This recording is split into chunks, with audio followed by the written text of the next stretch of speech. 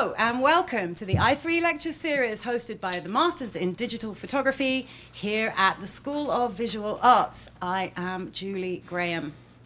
Thank you all for coming to our final lecture of the school year. Our students will be moving on, but the rest of you are expected back here in the fall. Closing the program is Kareem Black, Star Trek fan, chess player, karaoke aficionado, and accomplished photographer. Kareem and I have known each other for about as long as I've known our first speaker of the program, Rayon Richards. And they've known each other even longer, as they both studied here at SVA in the 19-somethings. Kareem is a commercial portrait and lifestyle photographer known for his work with celebrities and musicians, as well as for his bright and exciting advertising work. He has always excelled at blending personal with professional to the pleasure of his various clients, which include NBC Peacock, Netflix, Viacom, Starz, Paramount, MTV, MGM Grand, Smirnoff Vodka, Malibu Rum, Chick-Fil-A, Burger King, I'm starving, Kool Aid, Pepsi, McDonalds, Verizon, AT+T, Samsung, and FedEx. Kareem's work is always brimming with energy, so please let's give him an enthusiastic welcome. Thank you, I appreciate it. Thank you. Thank you guys for coming out. I feel like most people are here for the air conditioning, but that's cool. Truth be told, that's a lot of the reason I'm here too. My name is Kareem Black, and I don't really like public speaking, so we're going to see how this goes, and if it doesn't work out, you people are just going to have to wait, maybe. If you lock the door or something. A little bit of my story. I graduated SVA in 1999, and I never wanted to be an art photographer in quotes. I never really wanted to have art shows or put out a book. I always wanted to be in magazines. I always wanted to be on billboards. My greatest dream when I was at SVA was to have a billboard in Times Square. You know, like this is before, like, you know, like today everybody can get a billboard in Times Square, but my greatest dream was to have a billboard in Times Square, and to date I think I've had 19 or 20. So if the me back then could see the me now, I think I'd be pretty happy. When I was in SVA, there was an ongoing conversation about professional work, commercial work versus art photography. And I very surreptitiously and secretly sat in the back of this room over the past couple of weeks and saw a couple of the amazing speakers that you guys had. And they were all art photographers. And so in my head, I wanted to come here and be sort of the defender of commercial photography. But then I realized you had Rayon and a couple other great commercial photographers, and I changed the focus of my lecture a little bit, which is the fact that personal work really can blend seamlessly into your professional work, at least in my circumstance. There is a photographer, I have some notes here, I'm sorry. There's a photographer that said, don't shoot how it looks, shoot how it feels. I love that. I think that that's super cool. I think that we as artists sort of, that's our strength. That's what makes us different than the people who pay us. Let me show you guys a little bit of what I do. I think that you'll see that some of my inspirations go from sort of Richard Avedon to Guy Bourdin, who is my favorite photographer, David LaChapelle, who wouldn't be David LaChapelle if not for Guy Bourdin. This is something that I shot about a year and a half ago for NBC Peacock. And I think that very obviously the inspiration is American Gothic, but and having that classic callback. But I think that what I'm getting hired for here is to the expressions and also the ideas that are the comedy that's happening here. I think that there's a joke. I love jokes in my work. I love awkwardness. I love absurdity. The interesting thing about this particular shoot was not the production, which there was a ton of, not the sort of the wrangling of talent or discussing of ideas, which there was always, which there always is a lot of, but it was the fact that the client, NBC Peacock, which also includes Hulu and a couple other things, they took, their policy is to take the hard drive after the shoot, which we're photographers and we know sort of how awkward that can be. We know that sort of, for me at least, the shoot doesn't end when the actual shooting ends. The shoot ends weeks, maybe even months later after. I'll expand. When I shoot, what I love to do more than anything else is to go home, maybe have a little vodka soda, and go through my images. That's where the relationship with my images really starts to, I can see what I shot, you know? As artists, we have relationships with our work.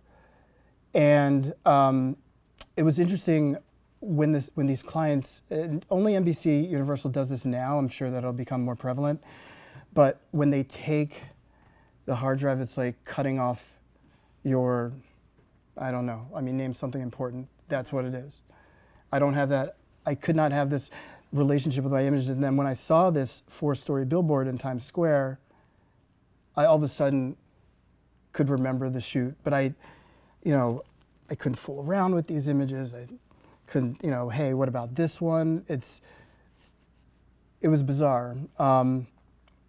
I know that this practice will probably become more prevalent, but it's definitely something that stuck out to me about this shoot and something that was completely unpleasant, and it made me realize that photography is the pre-production, it is the production, it's the post-production, and it is kind of just sitting with your photos, man. You know? It's kind of just hanging out with them. I don't play basketball, obviously.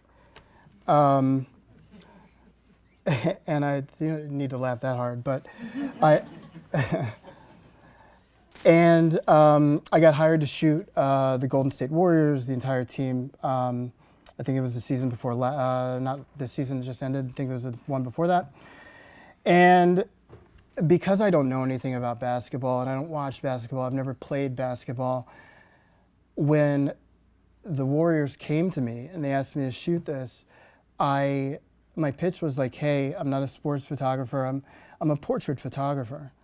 And I want to shoot these guys in that way. I want to shoot them as a portrait photographer, you know?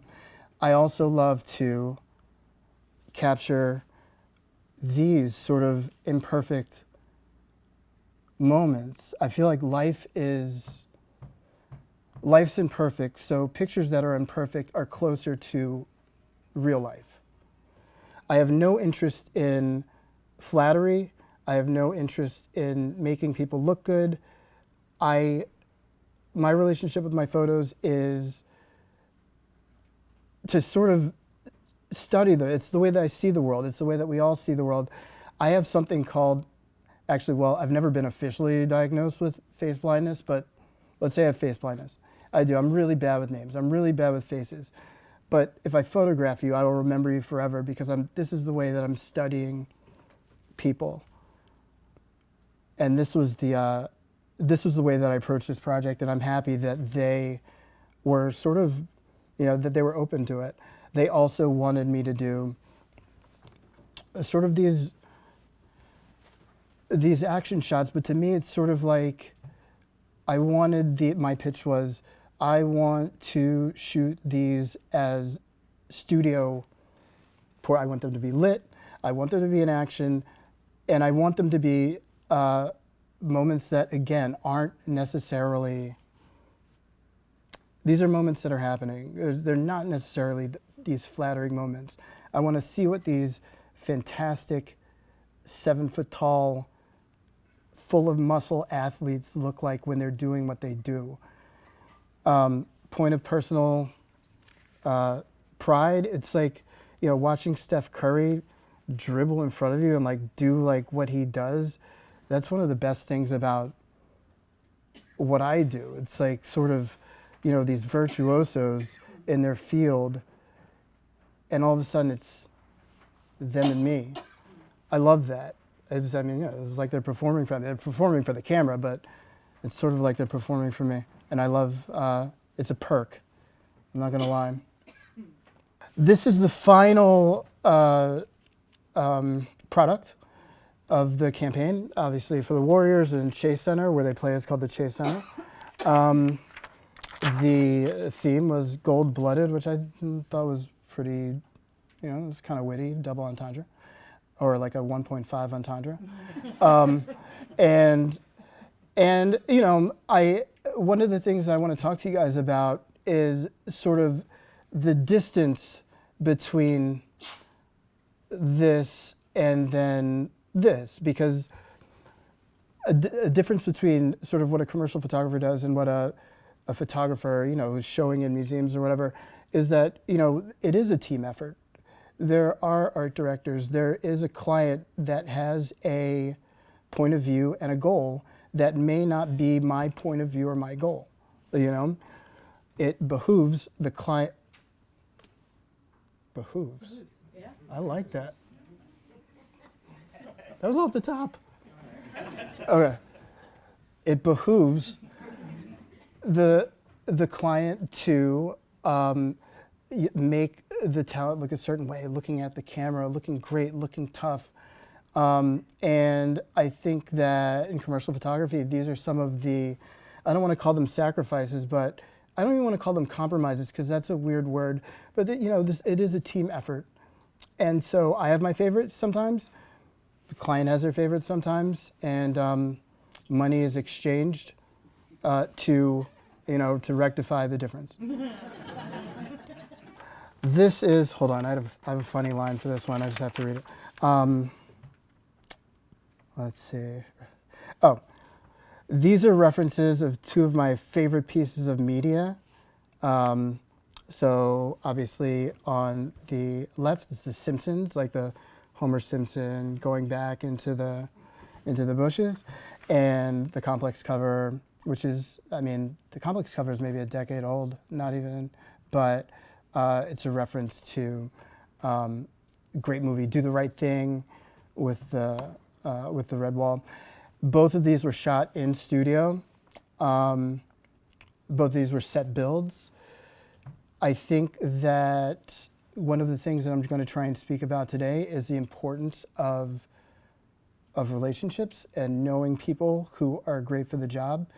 I mean, Julie mentioned that her and I have known each other for more than a decade and a half, and here I am because of that relationship. I think that being able to know sort of the set builder that gets the Do the Right Thing reference and can set this setup in the allotted amount of time and gets all that is super important. Obviously, I'm lighting all this stuff. I want it to look like it's outside, and I think I did that. And the same thing with sort of the Audible cover with Sarah Cooper. I love, and this will come back to us later, I love working with talent that gets the joke. Actually, it was her joke to do this. Sometimes your clients or your talents don't exactly get where the shoot's going, and I think that it's up to us to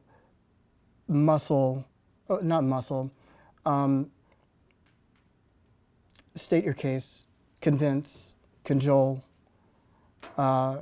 talent and client as far as what your vision might be, so that you end up in a good place after the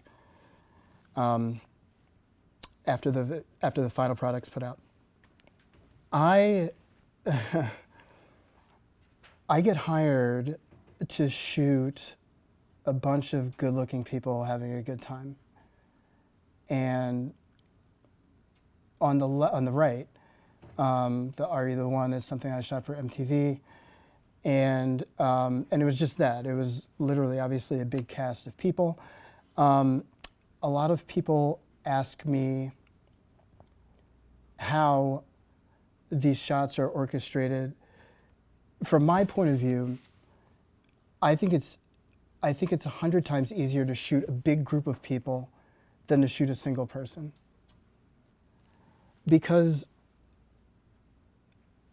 once you start shooting a group of people, they start to interact with each other. And the photographer becomes the conductor. The photographer is always a conductor, but you can sort of see it in the Are You the One photo, but there are photos further on where you can see people really interacting with each other, and the photographer is saying, okay, person number 3, do that a little bit more, or person number 2, let's cut back on this. I love shooting big groups of people. And a point of pride is that this Are You the One photo for MTV, like that existed in camera, 95% of it. And I think that's cool. I think that usually for a shot of like that, there's some, like, you're trading heads or, you know, putting somebody else's body on somebody else. And this is obviously Tracy Morgan for TBS. There were a ton of concepts that we shot with Tracy that day that did not get used. They ended up using this, which I love the simplicity of it.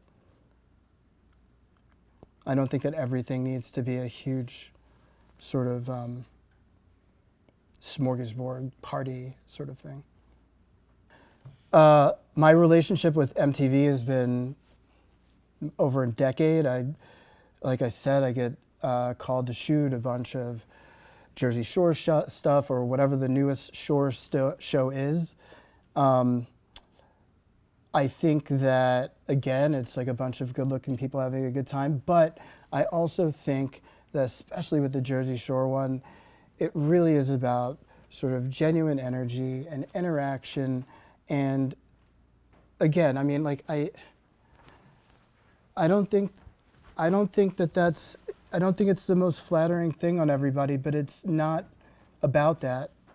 I think it's about these people are insane, and there's going to be a lot of energy, and you're going to have a really good time if you watch this show.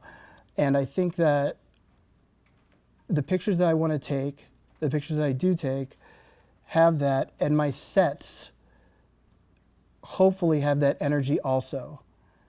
I want everybody to be having a good time on set. I want the talent to especially be having a good time. I think that behind the camera, all of us producers, art directors, creative directors, I think that we are acutely aware of the fact that we have to be on time, we have to be on budget, we have 13 shots to accomplish in 10 hours, and this and this and that. I feel like once the talent gets wind of that, once the talent gets wind of the schedule, once the talent sees or gets a sense of the sausage making, then the jig is up. I think that the talent has to be like, this is the best day of our lives, and we're having a really great time. I have a theory that everyone wants to get their pictures taken. I have a theory that everyone, when they're alone at home by themselves, dances in the mirror, maybe naked, I don't know, but we all do it. Like, we all, and I think that if you can get, and probably looks stupid when you're dancing at home in the mirror by yourself. I know it looks stupid when I do it, but if you can get people to that place on set when they're okay in the same way as when they're dancing in the mirror by themselves, and you say it's okay, then you can make them do anything. I've never met a person in life or on one of my sets that is immune to flattery. I've never met a person, and I think that I mean, it's one of the tricks that photographers have. You know, you make them feel beautiful. You make somebody feel beautiful, you can make them do anything. More Jersey Shore stuff, another campaign. I think that it is important as artists, when we're shooting these campaigns, these billboards, and there's a bunch of money on the line, to take 1 or 2 moments and to do work for you. Take pictures that may not ever see the light of day. On the right, it's, I almost said my friend, she's my friend, JWoww, Jenny. And, you know, it's just a picture of, you know, we're on a lunch break. I'm like, hey, like, you wanna, let's go out and take some pictures, you know? And I think that one of the most important things that I've learned in my career is to always take those pictures regardless of how many people are on set or what the job or client might be. Like, there's gotta be, you know, a time allowing. There's gotta be time for some pictures. Who cares if they run or not? It's therapy to me, you know?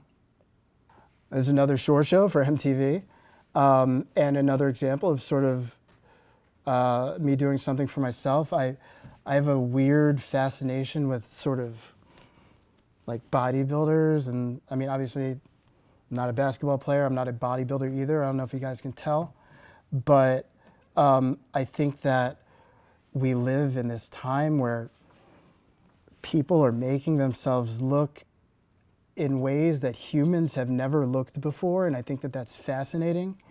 So I was not letting this guy off my set without, I don't know, taking some pictures. One of my favorite photographers is Herb Ritz. Actually, I wouldn't say he's one of my favorite, but I sort of love his black and white stuff, Venice Beach, and like the bodybuilder stuff, and I think that you can see that sort of right here. Again, sort of these moments. This is, so I just turned 47, and a lot of the people that I photograph, I have no idea who they are. I don't, like, I just don't know who they are, which is fine. I mean, it shouldn't make a difference if you know or not. You know, I think that all photo shoots are in some ways sort of like, you know, blind dates, like you never know what you're walking into. This is Glorilla, who apparently is a really big rapper. I shot her in my living room, and I got very lucky with the big space that I can shoot in, but like her entourage, my house was overcrowded. It was like her entourage was crazy. For me, we're talking about energy, we're talking about interaction, we're talking about we're just talking about a vibe, and I think that that's what I feel when I look at these pictures. There's John Turturro. I don't even know what to say about this. I feel like for me, there is comedy in absurdity, like I said, and I like an unfinished joke. I like a sort of I like a sort of what the hell is going on here? For me, it makes me wonder that. It makes me look at the picture a little bit longer. And this is John Turturro and I just being strange. This is not in the shot list. This wasn't planned, but I think that there's something about it. He's looking at a shoe. It's weird. This is, so on the left is Method Man, on the right is Kevin Bacon. So the Method Man image is probably the most, I mean, I shot it maybe 3.5 weeks ago. It's probably the most recent piece of work here. And it was a super interesting shoot with an interesting story. Being a child of sort of like the 90s and the early 2000s, like my recollection of, by the way, do you guys know who Method Man is? Yes. You guys, okay, cool. Because the day before I shot Method Man, just a little side story, day before I shot him, I shot a 20-year-old gymnast, he's gonna be at the Olympics, and I'm like, hey man, like tomorrow I'm shooting Method Man. He's like, who? Anyway, so in my head, Method Man is the Method Man from my sort of formative years. The Method Man is crazy, and he's really loud music videos and Wu-Tang, you know, like all of that. And it didn't, and when I wanted to do the shoot, in my head, that was my image of Method Man. And so I got a bunch of crazy props and, you know, a bunch of like inflatable boxing gloves and stuff, like really fun stuff, you know. And his people, PR people who arrived before him, they're like, look, it's just not gonna happen. He's not that guy right now. And I get that, and it was one of those things where I start getting sort of pushback from his PR, and I'm like, okay, how am I gonna attack this? How am I gonna, like, once he gets on set, how are we gonna, like, I've got all these props here that, you know, people have worked really hard to get to me, and obviously it's not gonna happen. And, you know, I had to put on my photographer hat and really think that it is like a blind date. Let's see where this guy is at, and let's figure out. And it turned out that Method Man is sort of method, like middle-aged man now. You know what I mean? Like he's 53 or 54. So like, of course he's not that guy. Of course he's not. I was stupid to think that he might be. And we ended up making pictures of Method Man as he is now. Like we ended up sliding into that. And also, I played a trick on him. This is one of my old tricks. I have a couple tricks on set. I am not above, a lot of my tricks are like self-deprecation. I'm not above making myself look like an idiot in order to make everybody comfortable. I remember when people, you know, everybody's like, okay, Method Man, he's coming to set right now. And we were just finishing setting up, and I didn't have my shoes on.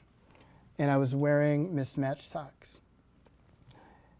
And I'm like, okay, let me put my shoes on. And then I'm like, you know what? I'm just gonna do this shoot in my mismatched socks. Because I think that it's a signal that, hey, this isn't that serious. You know what I mean? We're photographers. Like my mom's a doctor. She saves lives. She's retired now. She saves lives. I'm out here taking pictures. It's not that serious. You know what I mean? I feel, and Method Man, he made fun of me for my socks. But I think that to get everybody to that place, it's not that serious. I think that is, it's a secret of mine. I think it goes across photographers. I think most photographers will tell you that. I mean, similarly, like how am I going to shoot Kevin Bacon? I don't know. I've never hung out with him.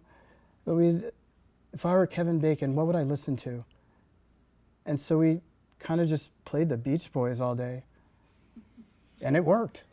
I don't know. If I was Kevin Bacon, I'd listen to Beach Boys. This is a young actor named Dominic Sessa. I shot him for Times of London. I get hired to shoot a lot of like young, hot, you know, talent guys and girls. My inspiration for this was sort of like, especially for the black and white ones, was sort of like James Dean, and you know these photos. There's a famous photo of him walking through Times Square with like a black sort of like trench coat in like the 50s, I think, and like I think that was sort of my inspiration for the black and white ones. And then for the color ones, something super interesting happened. For the one on the upper right, I think that a light didn't fire or something, and we saw it come up on the computer. I'm like, let's do this, you know. I think that as photographers, it's imperative to make space for improvisation, for inspiration, right then on set, you know, where I think that it's easy to fall into, okay, we've got this shot list, 15 shots, it needs to be, but it's like, you know what, if something looks great, like, even if we're a little behind, like, just give me a couple shots. Like, let me make it happen. And I think that was the impetus for the shot on the upper right. And then we took it also the shot on the lower left. You're gonna see this is a little bit quieter than the work that I do a lot of the time, but embracing these sort of what are they called? Happy accidents. I think it's imperative that we do that. Sarah Cooper, again, she's the same person that I shot with the Audible stuff with the Homer Simpson GIF. Again, I think real moments, imperfection, obviously a beautiful woman, imperfection. Jeffrey Wright and Charlie Day. Jeffrey Wright, super interesting conversation, super talented guy. He made a point to me, I think we were talking about Fight Club or something, and this is actually relevant to this lecture. We were talking about Fight Club or something, and he said that he didn't like it, and I said that I liked it. And he said something to me in the vein of, well, you're not an actor, so you can't, basically I can't judge it, because I'm not, can't judge a movie. But I think that, we all have our senses of taste, and we all have our opinions, and all of them are relevant. Obviously we let that lie and did this shoot, but that philosophy of not being able to understand something because you don't do it, or your opinion is not relevant. I thought that was interesting. That was an interesting viewpoint. I shot this about a month ago.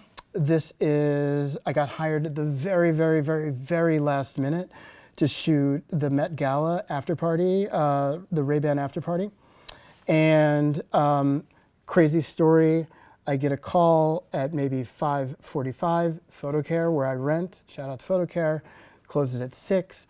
I get this call at 5:45 to shoot that night. I need to find a digital tech. Who's digital tech? Okay, it's this kid Ethan that lives on the 5th floor. I live on the 2nd floor in my apartment building. He's my digital tech now. I need an assistant. Okay, it's a kid that I met at FIT when I lectured over there. I need someone to hold the whole damn thing together, and it's my beautiful girlfriend, Zita. And we rolled there with this equipment, not knowing exactly what was going to happen, with only, 15 minutes or something prior notice, and shot this stuff. I think that one of my favorite photo books is Richard Avedon, American West. And I don't know if you guys are familiar, but in American West, he travels to the American West and photographs mostly sort of blue collar, regular Americans on white, on white background. Sometimes you can see the edge of the background, like in this image. And this was sort of my inspiration with these. Obviously, again, I am goading these people. I'm goading these people into giving me a moment, not just standing there. I love this photo. This whole thing is from the Met Gala. This photo I love because I think that the actual photo that a client would have wanted is 3 photos after this. I think that she is composing herself. She's getting ready to be photographed, and I think that that's why it's good, or that's why I'm attracted to it. She's in her own head. I call this my Met Gala Mona Lisa. There's something about shooting people on white or black, but white I think is more sort of clinical and sterile. So it becomes a study of what people look like, what they're wearing. This is, again, during the Met Gala. It's a dream job because everybody shows up looking like this. You know what I mean? We shot I got the call at 5:45, and we ended up leaving at 7:30 a.m. the next day.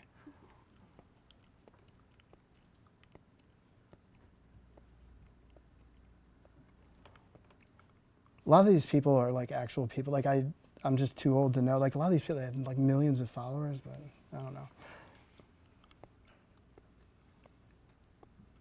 To build off that point, not important. Not important. Like if I know them or how many followers they have. I want this. This is what I want. I don't care how famous you are. I want a picture. And I want a moment.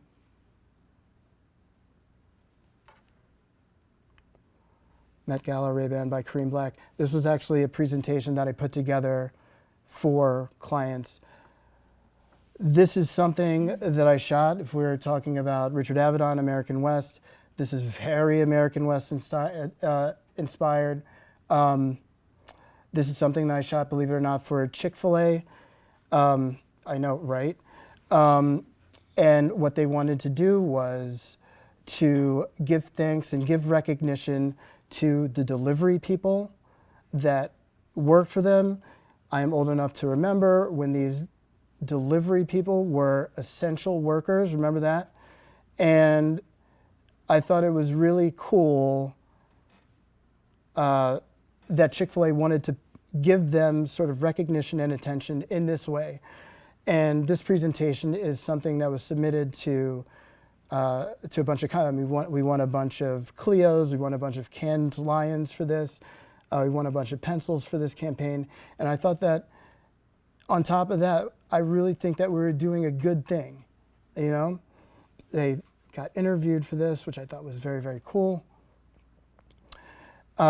This is one of the only shoots where I did have a little bit of moral, what's the word, ambiguity, maybe? Maybe that's not it. But Chick-fil-A, they have taken some stances in the past that I obviously don't agree with. And for me, I think that I will shoot for most people. I'll shoot liquor campaigns, I'll shoot cigarette campaigns. I'm probably not going to do like a campaign for the Klan or something. I'm not going to do that. But it's like, but I thought, my point is that this campaign for Chick-fil-A, I thought that they were really doing a good thing. I used to be a bike messenger. I know these guys, and what I was doing was guys. It was all guys. Now there are a lot of women, still majority guys though. And so it was an honor to be able to shoot this and know that I was doing a good thing and give recognition to people that I was familiar with, if not literally, spiritually.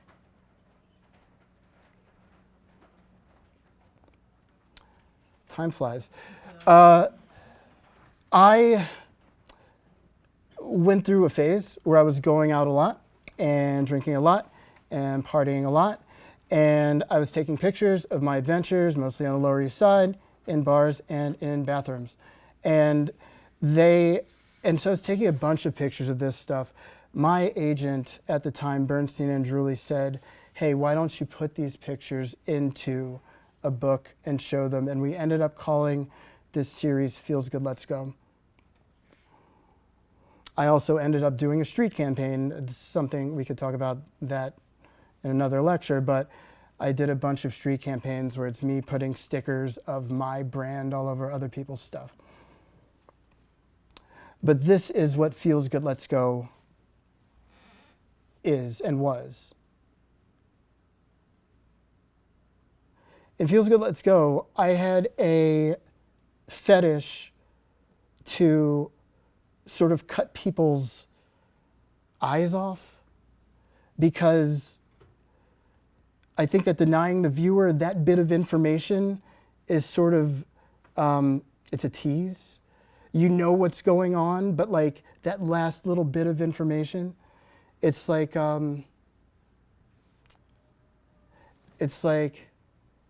we all live in a yellow. That's right. You see what I'm saying? It's like we're giving them enough clues to know what's happening, but they can fill in the rest of it. And there was something that I really loved about that.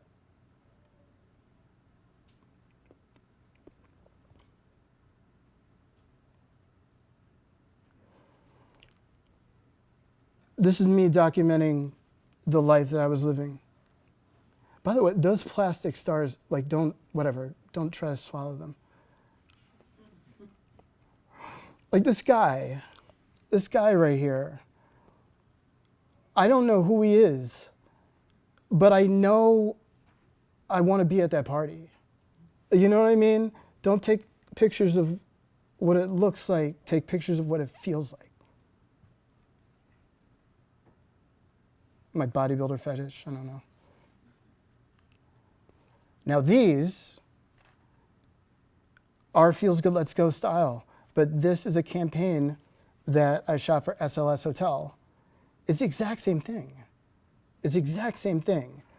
My personal life, photos that I was taking for myself with the G10 at downtown bars can very easily transition into, or at least for me, it transitioned into, you know, SLS Las Vegas, Smirnoff, Budweiser, a bunch of liquor campaigns. This is something I shot for MGM Grand. This is Feels Good, Let's Go. Same thing.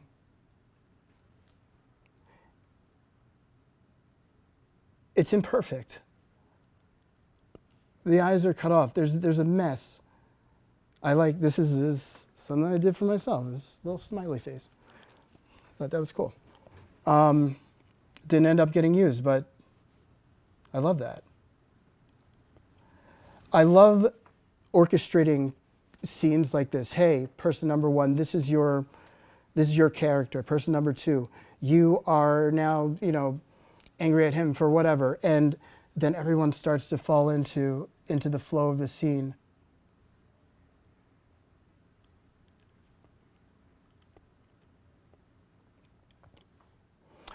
This is something in a similar vein, obviously shot in the studio. Is a Smirnoff campaign that I shot.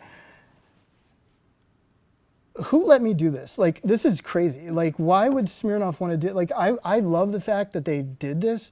That's insane. Like, why? It's just weird. They hired the right photographer. Girl's got a donkey hat on. Strange. Didn't make any sense. Malibu, Feels Good, Let's Go. Same thing. The ultimate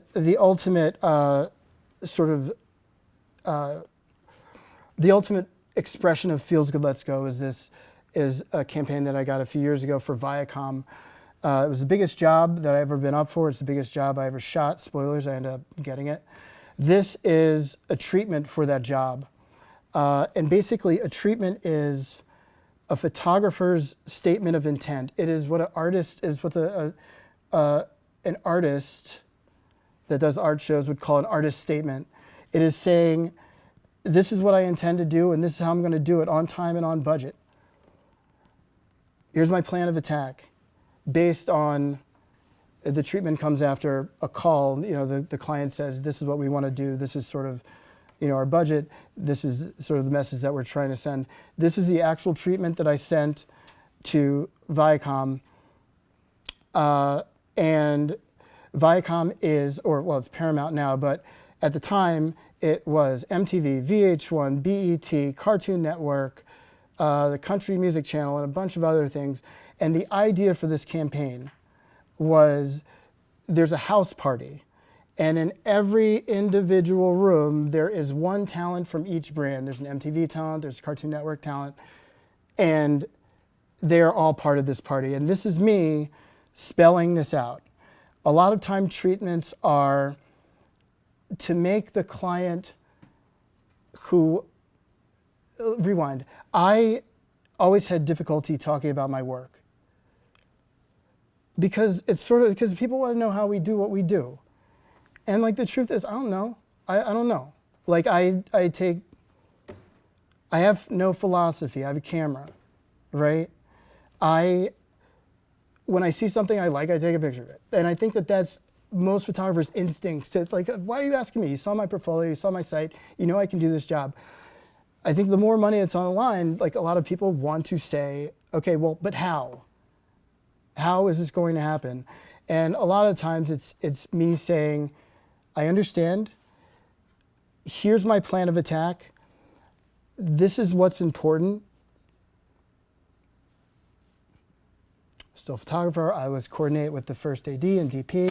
Basically, I'm saying that I'm shooting the stills, but there is a video component. There's another team shooting video, and I'm telling the people who are going to pay me that it's important for the two teams to coordinate. Discipline is a word that a lot of people associate with me. It's about energy and moments that look spontaneous and unposed. There are a lot of buzzwords here. It's important to know that in all my treatments, this is all my work. There's a campaign that I shot for Malibu in Spain. And I think it's important to say, be like, I have done this. And I can do what you're asking me to do.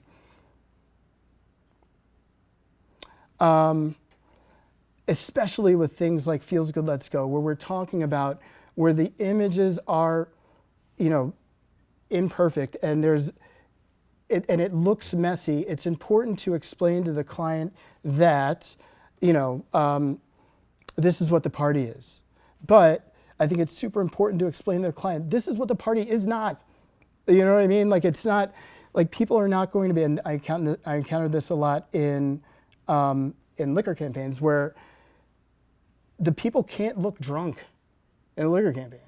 The people, you know what I mean? Like, it's what kind of billboard is that? Like, people passed out on the floor. Like, you're not going to have that. So it's important for the photographer to explain to the client, like, we understand this. I want everybody to look, great. Like, they're having the time of their lives. Again, this is me these details. I love them all.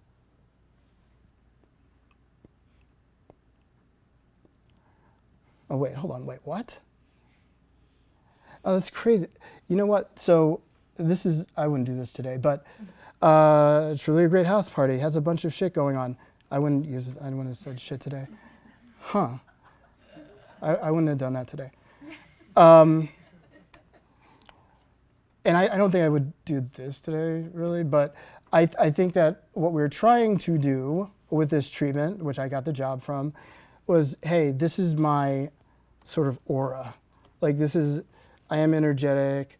I was young at the time, and like, I know how to do this. It's going to be fun, but I am the photographer to hire for this particular energy of the job that you're talking to me about. So that was my actual treatment that got me this actual job, one of the biggest jobs I've ever done, if not the biggest. This is the actual job. So now we went from treatment to this job. It's the only job that I've ever been on where like money didn't seem to be an issue. It was weird. It was like, we need 10 more, men 18 to 25, and they would just show up. They had like hundreds of extras and hundreds of crew. It was great. It was 2.5 weeks between New York and LA. And again, like, Trevor Noah in the basement, breakdancing. This is Josh Duhamel. At the time, she was starring in Transformers. On the right, you can see the photo that I like. On the left is a photo that ran on the billboard. And I completely understand why the client wanted the photo on the left. The guy looks beautiful. He's looking straight at the camera. Like, I get it.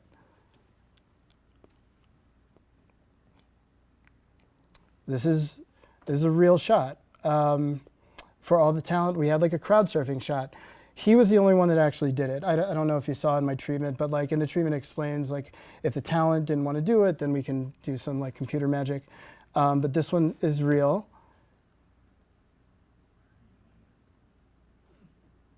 Yeah. These are the ads. It's fine, whatever. But this is more than one cook in the kitchen. If it was up to me, this probably wouldn't be the pictures I ran. But I think it's instructive to show you where it came from and where it ended up. My Trevor picture versus theirs, all good, whatever.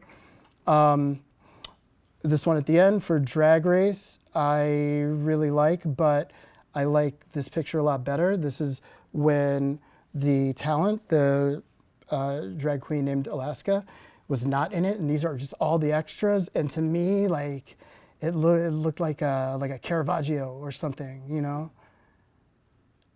And there's just all this stuff going on. I love it. It reminds me of a painting.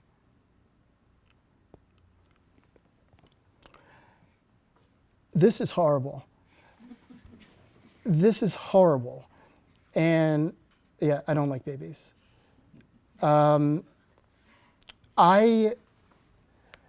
I put this in here so that, for a couple reasons. I think that here you can see me trying to muscle my style into this scenario that I was not sort of comfortable with.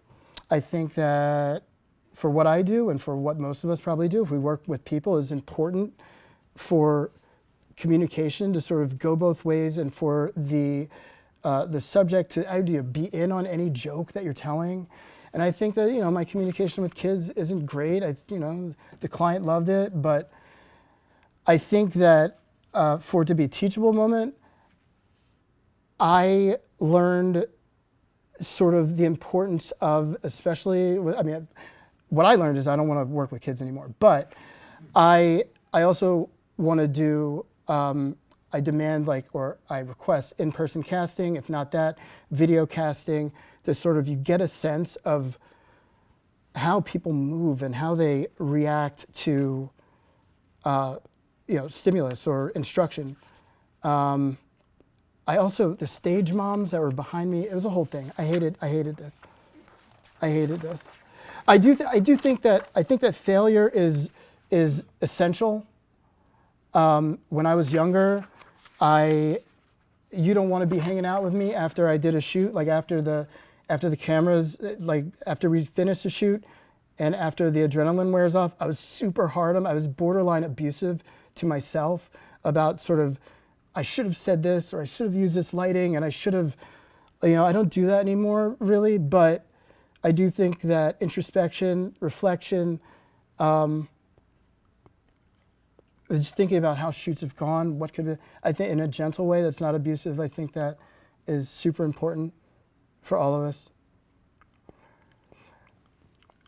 There's a series that I shot on Chinese New Year in Chinatown. Got a couple super good looking people that I know that happen to be models and a stylist, and just sort of went down there. I've always wanted to shoot during Chinese New Year is a vibe, man. This is my vibe. Like, it's like a lot of smoke bombs and like shit going on all over the place. It's great. So it's like all of a sudden I have a built-in set. Like, I have a built-in set and I have built-in extras. Let me take some people down there, style them, and shoot something fun. I think that as photographers, as artists, again, we have to create work for ourselves. I think the work for ourselves is not just sort of therapy for us, but I think that it is an advertisement for what we want to do. This feels good. This is not a long walk from this to Viacom to Feels Good, Let's Go. It's not a long walk. It's a very short distance.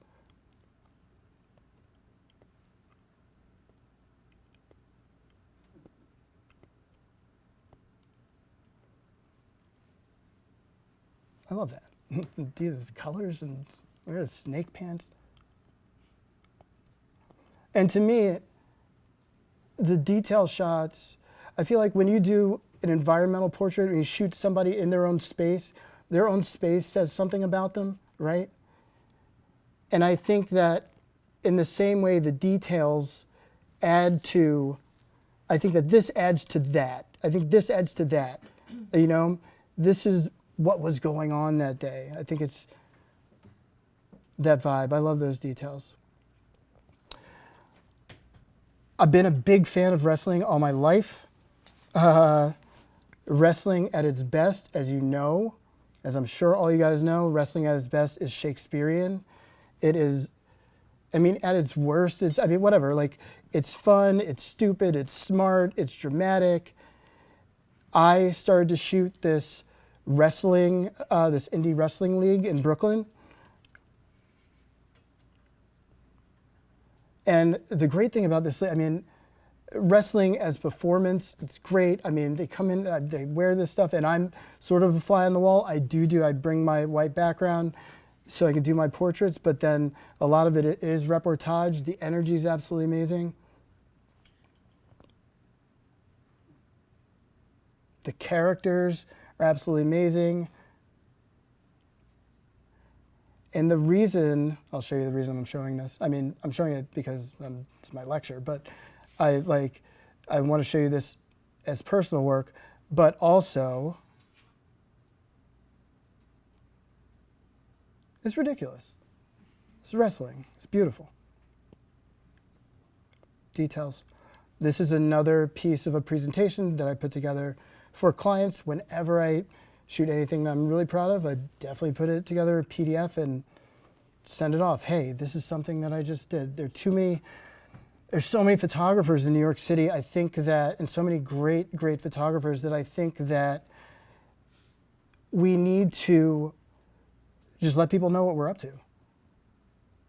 Lest we get caught, we get lost in the shuffle. So there's a PDF that I sent to some clients. In this particular instance, this is now backwards. So it's like the stuff that I shot of the wrestling league in Brooklyn, I'm doing now. But I also used to shoot for the WWE, a lot of backstage stuff and a lot of portraits. So these are professional wrestlers. You will know me by the pictures that I take. You know what I mean? It is the same. There's a consistency, I hope, between the personal and the professional, and you can tell I'm a man who loves wrestling. I mean, they're superheroes.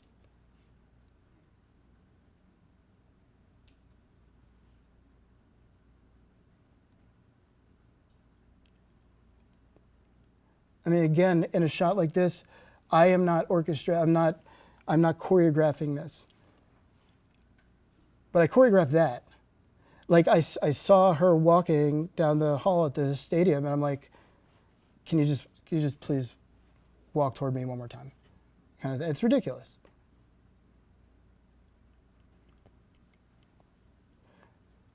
And the last thing that I want to show is this. I used to be a skateboarder. It was my first love, even before photography. My first jobs, actually during SVA, was to shoot skateboarding ads, or ads for a skate shop that I was sponsored by. I was never pro, but I was sponsored by a skate shop. I don't skate that much anymore, but I still love it. I still dream about it. And I photograph it whenever I can. And this is Harold Hunter weekend. And just me, this is personal work. This is me photographing some of the incredible personalities down there. I love the culture. I love the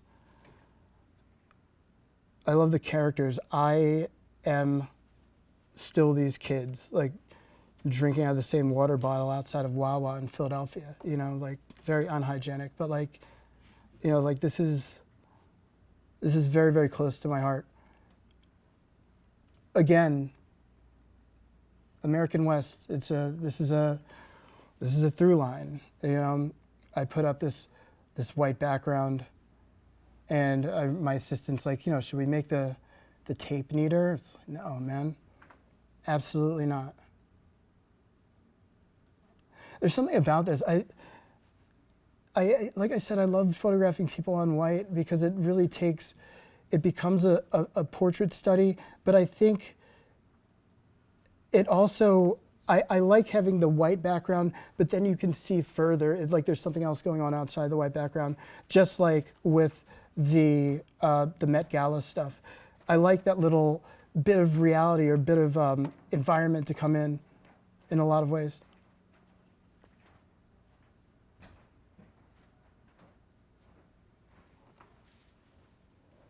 Like I couldn't script this, you know, like I couldn't style this. These real people, these real new, with this sort of style, really, I love it. I love it.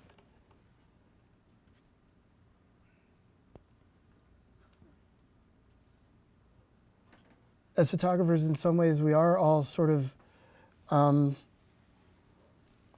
what's the word? Sort of, I mean, we record reality. We document, and I think that a project like this, as opposed to a project like what I shot for Viacom, is definitely a document of just the people that were there, like this. Like seeing how people look.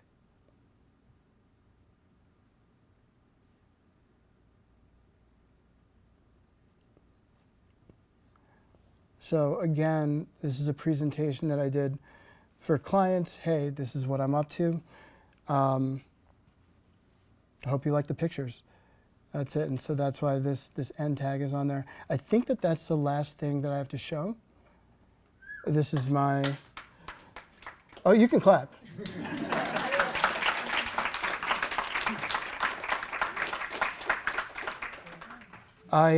It's very important. You guys should definitely follow me on Instagram. And thank you.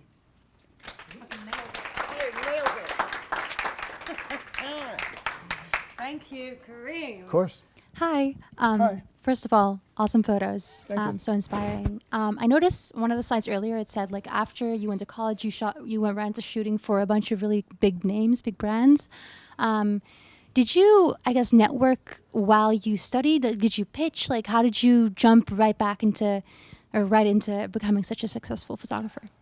I mean, the short answer is luck. I think that the more detailed answer is, while I was at SVA,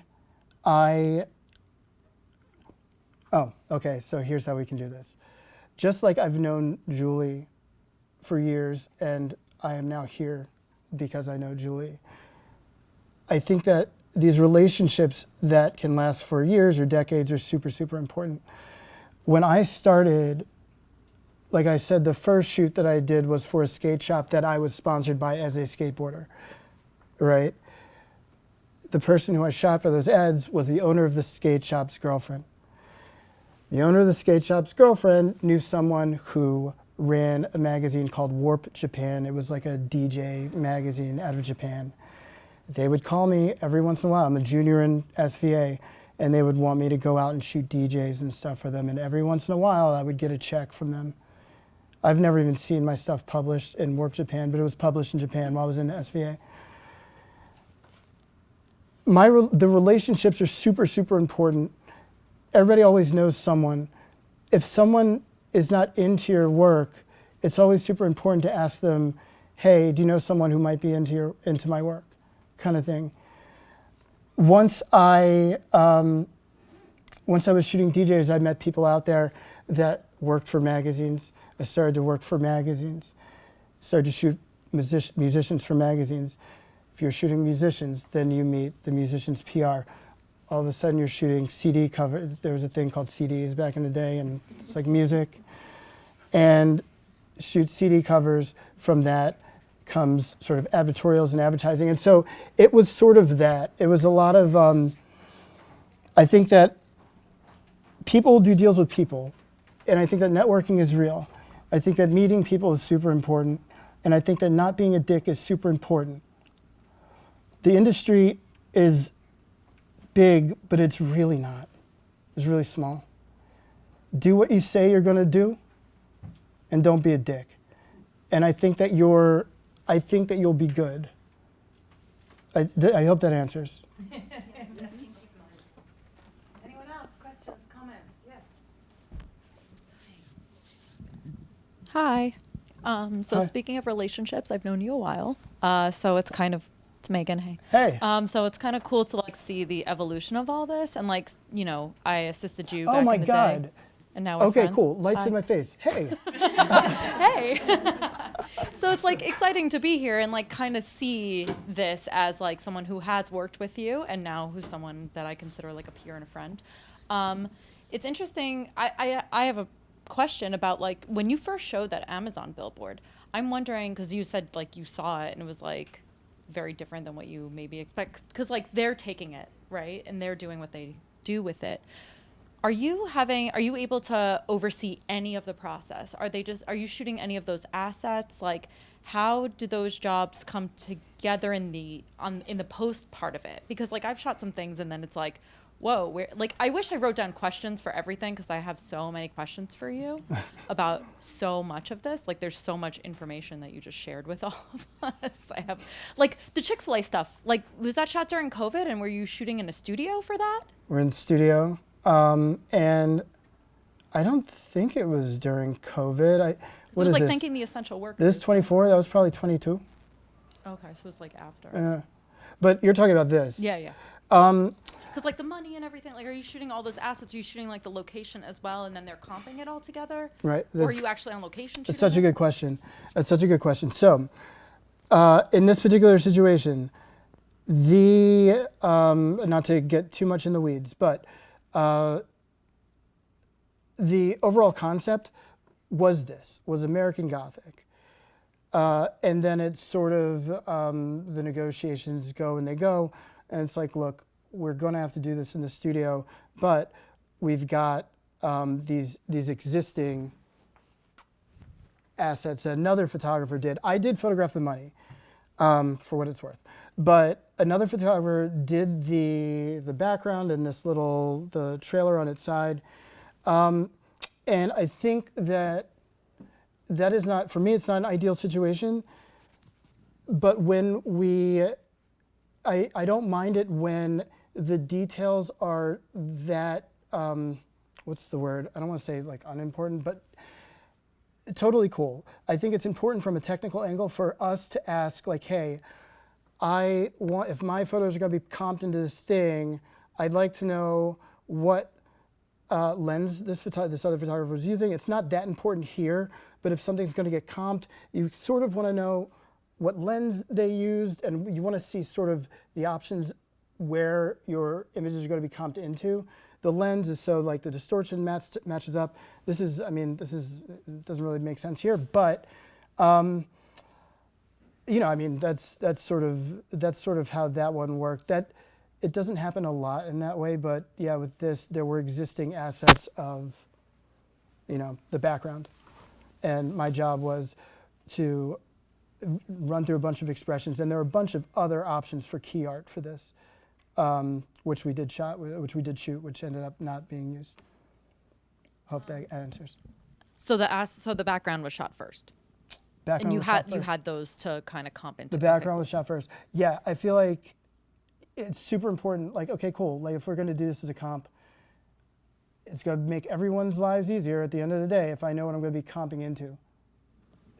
Yeah, totally. And then one other question was, when you were showing like some of the Viacom stuff you shot, and you're like, I like these more than what they picked. Obviously, we know why they picked those. Are you able to show them? Are you able to like put them, because like the outtakes, like what is the like negotiation with that? Sure. These days, the bigger the job is,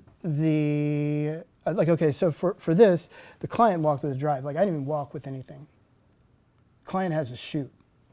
I never even saw the shoot, which is insane. With Viacom, usually the norm is I get my drive, client gets their drive, and they're usually very interested in the photographer's point of view. Like I give them selects. Hey, this is what I'm really feeling right now. The selects that I'm giving them are the selects I'm giving them are my selects, but I am not aware that there needs to be print, unless it's otherwise stated. There needs to be print right here, or they need to, this is an episode on the series that we are going to be emulating, so we need a shot where they're like this. So a lot of times I'm not privy to that information, but of course, like, yeah, I want to give them my selects. This is what I think is cool and why, kind of thing.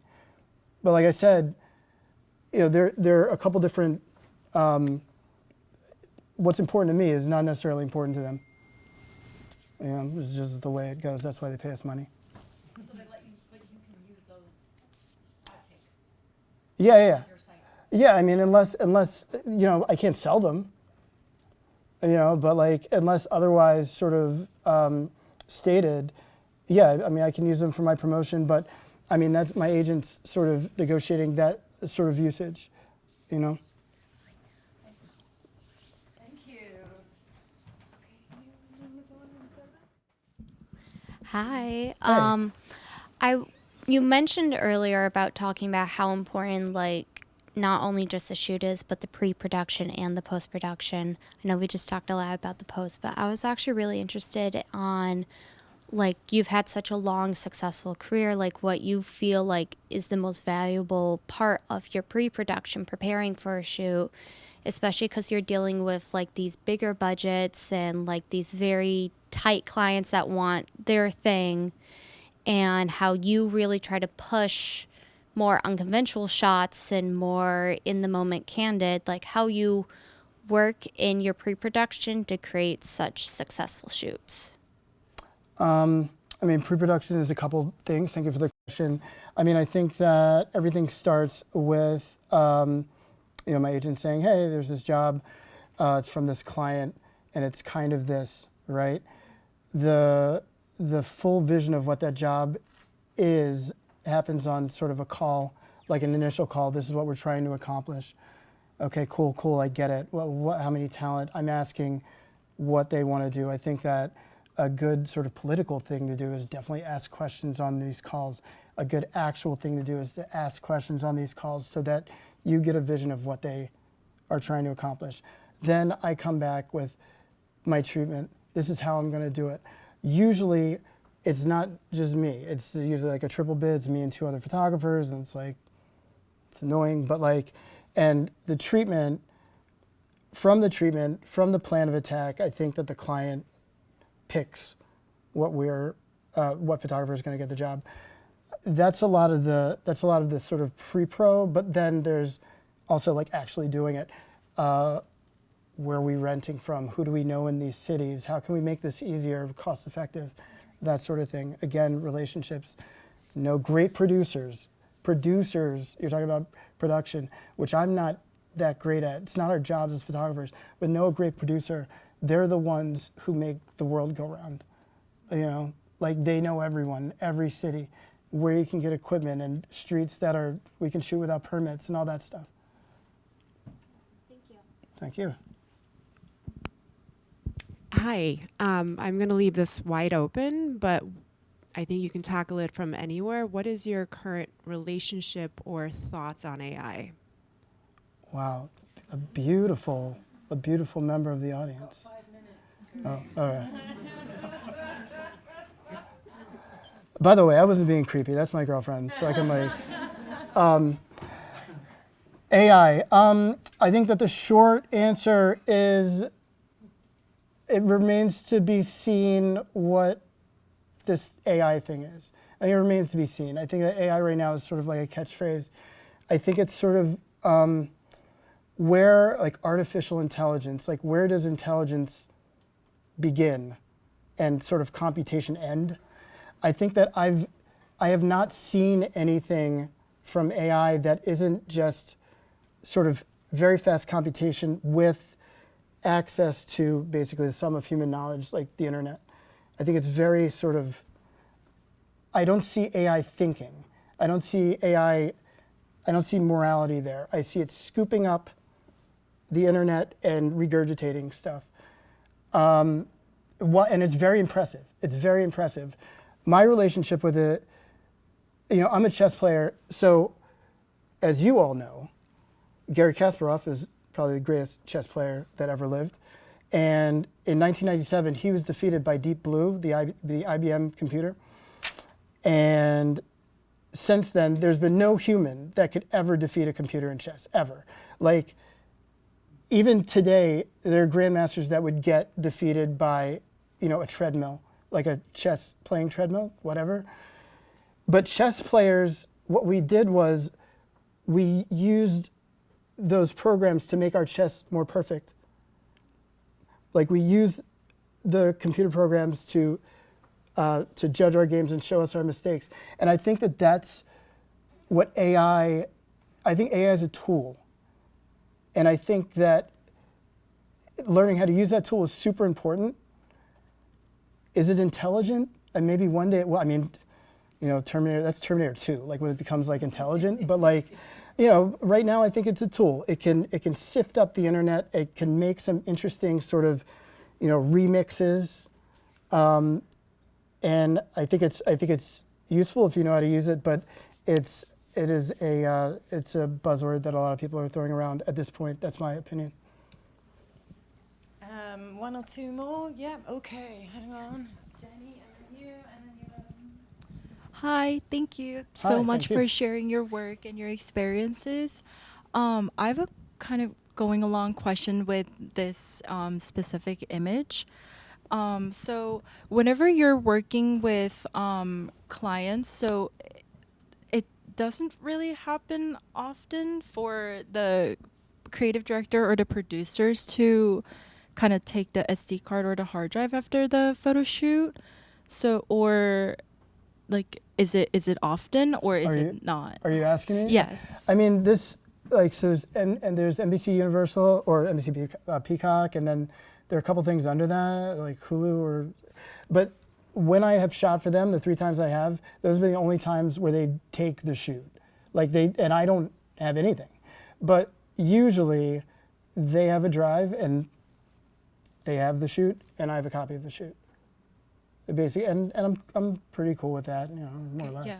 Yes. As long as they give you the pictures. Right. And then I have another question with kind of like that. So whenever you're like pre-production or like during the shoot, or even during production, post-production. So like during those like 3 steps, like whenever you have like slightly different approach of like the overall idea that the producer kind of came up with, do you still give them those extra ideas to see where that can go with, or do you kind of like is it better to keep it on yourself, or is it still better to kind of shoot your shot? Shoot my shot. I like that. That's a super good question. I mean, obviously, I always try to shoot stuff for me. I think that, it's a dance. As a commercial photographer, you are there with a client. You are being paid to make a vision actual. But the vision that you're being paid to make actual, they're hiring you for a reason, right? There's a reason they're hiring me and not the next photographer.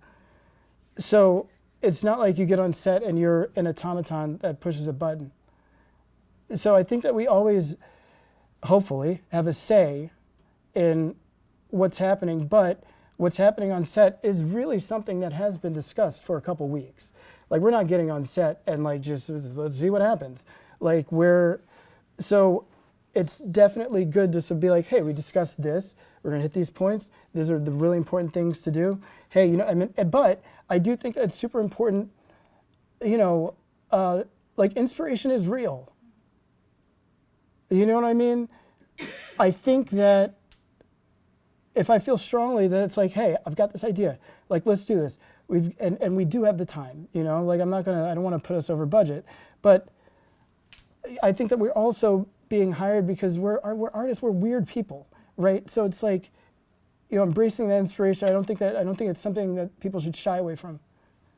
Time and budget allowing.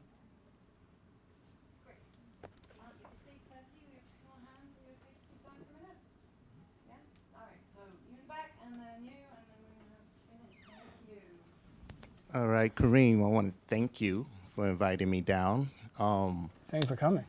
This is Hassan. Oh, I knew I recognized that. What's My happening, question man? to you, I've always been a fan of your work, but the business of photography is a little different. And when you look at the business of photography, one thing that I've admired, that I've seen you do, is the marketing part of showcasing your work and making sure your work is in the right hands and the right eyes and the right people are seeing it. And I think you're very super aggressive with that. And I've always admired that about you and your work ethic around marketing your work.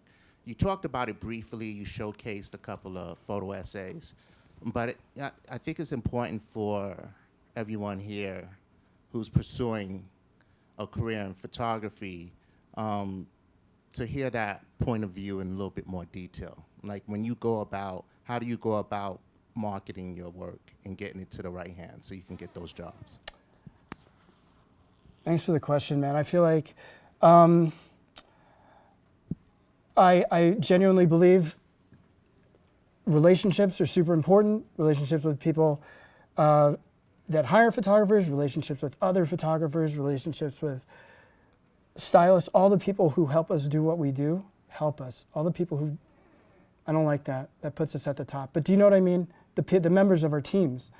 As far as promotion, I went through a stage in my career where I was doing sort of huge sticker campaigns and putting my stuff up on other people's stuff like this. It's because, in Philly, I grew up in Philly, I was a graffiti artist, and it's sort of like that sort of, I wanted to shoot billboards, but you know what? Like I can make billboards of my own and stick them on everywhere. So that was sort of an abstract promotional thing that I was doing for a minute, and in different iterations. It was this and a couple other stickers. But also I think it was like, I think just, I was out a lot. Like I was out partying, but 80% of the time I'm really partying with a purpose. I'm partying with the people who hire photographers and whatever, and it's not sort of an insidious thing. I think it's just, your people hire people who they know and like, and so even, I have to force myself to go out more these days, just to events and getting to meet people, and that is self-promotion. Right now, what I'm doing is, I should have brought them.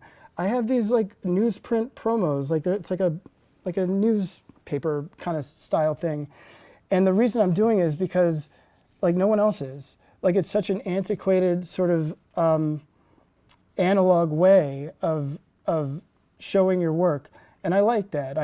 I don't want to walk into a meeting with an iPad like everybody else, and like, why are you walking with an iPad? Everybody's got a computer. It's like, I think that the secret is, hey, like I'm going to zig while the people are zagging, and like that sort of, and also just being out there. I think that's super important. Like just, hey, I did this body of work. Here's a PDF. You might not write me back. Totally fine. 2 weeks later, here's this body of work I just made. Something current, not something from like 3 years ago. Hey, no, I just did this. This is what I'm up to. And I think that sort of, email etiquette's important. You're not trying to email people every day, but like, it's just something relevant. I did this work. I think you'd like it. That sort of thing. Okay, we're going to squeeze in one last question. Hi, Kareem. Hello. I just wanted to make a comment, especially to any students in the room, because we keep talking about relationships tonight, and I think I met you when you were an assistant, maybe assisting F. Scott Schaefer or Mark Baptiste, possibly, in the height of the art of album packaging. My name is Ali Trush, and I was creative director for 4 major record companies. But I came here tonight because I am now design faculty at SVA, and I want to also express how important the connection between photography and graphic design is to anyone in this room. And it's also a pleasure to meet some of the SVA photography faculty tonight. So I was very curious to see your work tonight and just to see where you're at. So again, like, I don't know how many years it's been, but that's the power of relationships. So This is, can I just say something? Now I'm nervous. This is insane. Thank you for coming so much. So, Ali Trush, forgive me. Was it Scott or Mrs. Trush. I didn't assist for either of them, but I'll tell you how we know each other. I shot for you. I shot for you. I saw your name and I was like, how do I remember? Okay. I have to come tonight. So I don't know if you remember this. 2000, maybe 5 or 6. You were at a record label, right? 2005, J Records. Something, okay. You had a wall of photographers on it And it was all people, it was Mark Baptiste, it was Kwaku Alston, all these people, all these photographers that I wanted to, they were my heroes. And I was like, well, I'm going to be on that wall. Well, now I feel really honored because I've shot with all of them. You hired me to shoot, we shot something in LA, I'm not sure if you were there, but we shot a couple things. And I remember on that wall, I think there were like 2 or 3 projects that said Kareem Black on your wall. Alley Truth. I can't even remember that you remember that, but it was a huge, it was a huge honor to be on that wall. I know that the world's grown a lot in the past few years, especially with racism and all that stuff. But I was always trying to hire, black and brown people more than anyone else because I felt that it was so important. And, I'm very proud of that now to this day. So. Yeah, I remember. Yeah, it was a huge honor, a huge feather in my cap doing work with you. I thank you for coming to my lecture. Thank you. Yeah. Stuff's looking great. Yeah.